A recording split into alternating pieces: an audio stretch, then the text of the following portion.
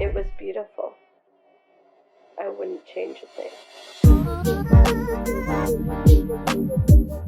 Welcome to Unmatched Hustle for the April Fool's Day episode. We've got a very special guest, Manav Shah. He's 17 years old, and he's about to be the soccer captain next year for his senior year. Mm-hmm. And for college, he hopes to go in for engineering. Manav, my first questions for you is, do you have any notable stories of you pulling pranks on friends, family members, etc. that you'd like to share? Meaning, like, the first prank I could say I remember was in 6th grade, and it was me and Brendan O'Brien in English, and we just went the whole day, and we just pulled chairs from underneath people till the end of the day when we got a detention. And that's all we did all day. We would just, like, wait for people to sit down. We just pulled a chair from underneath them. We got there's a girl named Janisha. Okay. She was the hot Cheeto girl, and she got really mad at me and Brendan. But what'd she do? She just said that she's gonna beat both of us up, and we just kind of sat there and giggled. In Lakeshore, I don't know if you guys had the minor major system. A little bit, yeah. Yeah, so there wasn't a week in the second quarter of my 7th grade year where I didn't get a minor. And she gave me, like, minors for the stupidest things. Once I tried starting a fire with the pencil. She gave me a minor for that. The next week it was because I tried skating with my K-sit. Skating with your what? You know the K-sits we had? Those big binders?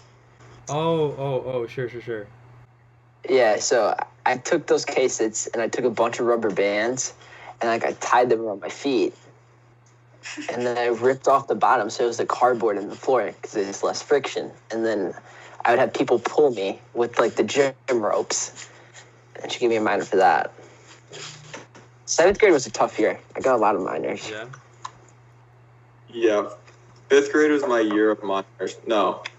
6th grade was my year. I think I ended with the Lumen Christie walking record of 50 minors. Mine were for a little bit less petty things than that. Like, I got in trouble for absolutely ripping apart a rat in class one day. like a dead rat? Yeah, like, we were dissecting a rat, and in 5th grade?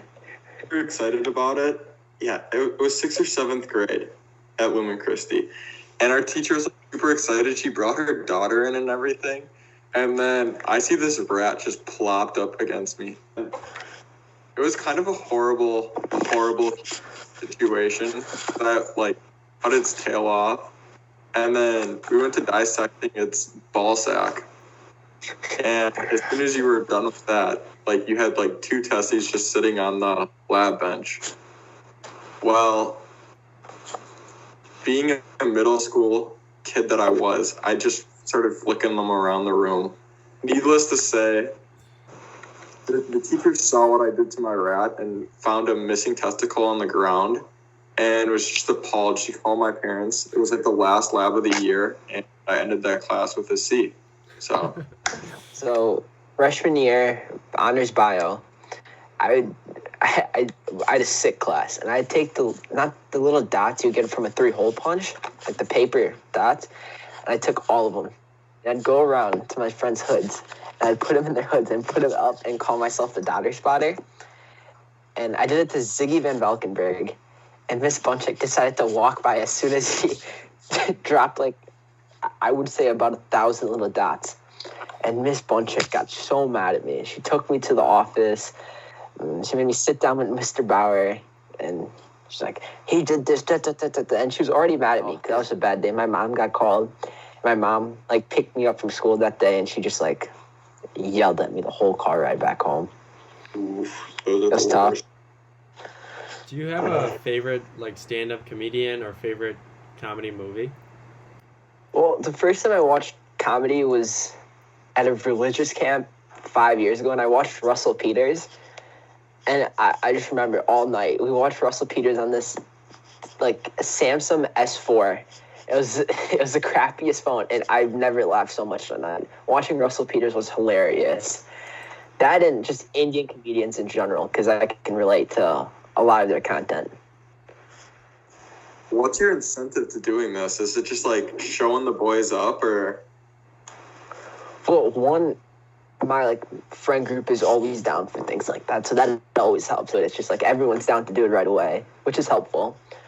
Two, we often just find ourselves in scenarios where like good things can happen. Like we're on a boat up north, or we're like alone somewhere with we're just us, and there's less risk of getting in trouble.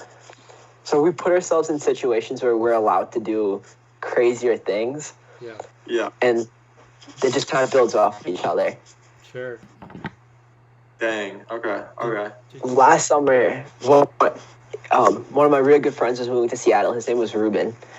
And like as a last hurrah, I wanted me and all my friends to sneak out to Florida for a weekend. So as I've shown both of you, I made a pretty complex spreadsheet, and it was down to like the last detail. I could tell you how many steps were between the hotel and the bus stop and like the airport, and exactly how long it would take. And like on my spreadsheet, I had an analysis of like what percentage of traffic was on the road and stuff. So I really thought it through, like every possible step. And I had a whole itinerary plan, and I found we're going to fly Spirit Airlines. So the flights were like $79 round trip, which was insane. Yeah, that's insane. And one of my really good family friends was going to come with us, and he was 18 at the time. So a lot of our issues would have been solved. And it just didn't pan through. So I think that's the next big step for me. Like the next crazy thing we do. Sneak out to Florida. Have you ever snuck out anywhere else interesting? Oh boy. Yeah. It's like, especially last year, we used to do a lot. I think the craziest place we probably went to was Chicago one night. We all just said we're sleeping over at each other's house, got in a car, and drove to downtown, which was a lot of fun. What'd you do down there? Because it was like 2:00 at night, right? Yeah, so Cole Nagel, we all said like no one drink, no one do anything stupid. Like we're already doing something crazy as it is. Don't need to be drunk. Cole gets plastered out of his mind because it's Cole. And we're on Magnificent Mile, and it's completely empty except there's one homeless guy standing across the street. And Cole's drunk ass walks up to this homeless guy and goes like, "Bro, you need some money?" And the guy goes, "Yes." He goes, "I only have 20, so can you break a 20 to me?" And this dude was like, he was a big he wasn't like those scrawny homeless guys. He was like a big homeless guy. Like he could have beat the shit out of all of us if he wanted to. And he was high on something. Like he wasn't actually homeless. He was some druggie. And from across the street, me and Thomas are screaming at Cole to get away before he gets shanked. And he just doesn't listen. He keeps talking to this homeless guy. And like in the middle of the street.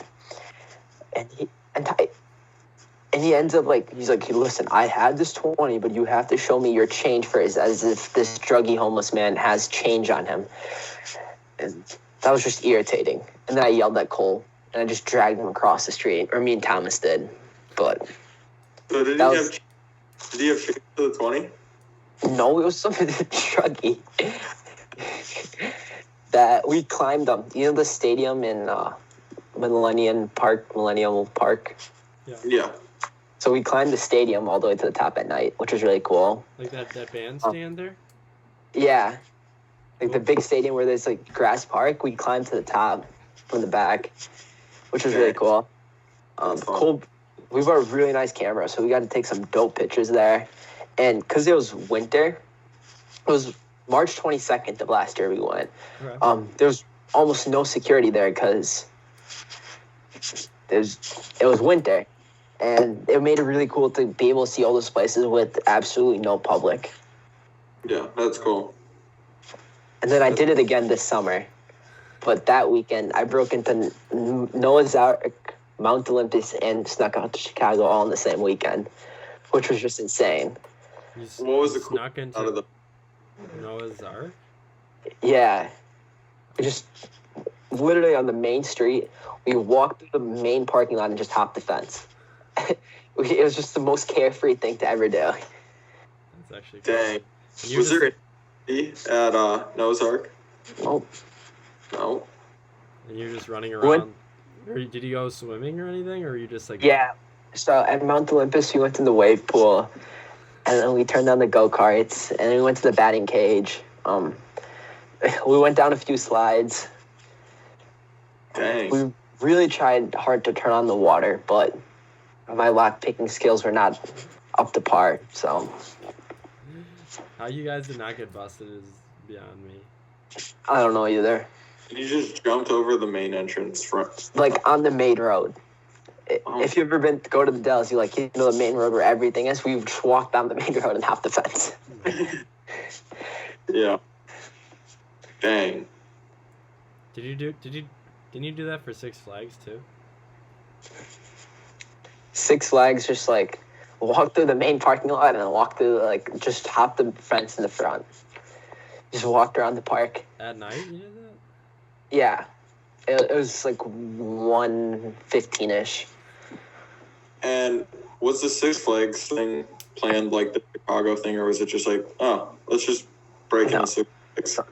The Six Flags thing was me and a really old family friend that I hadn't seen in a while, and I have a house down in Chicago too. Mm-hmm. And my uncle let me take his car out for the night, and he bought a brand new Jaguar at the time. So we just drove it down to Six Flags, and got out of the car, and we're like, oh, we might as well just see if we can get in right now.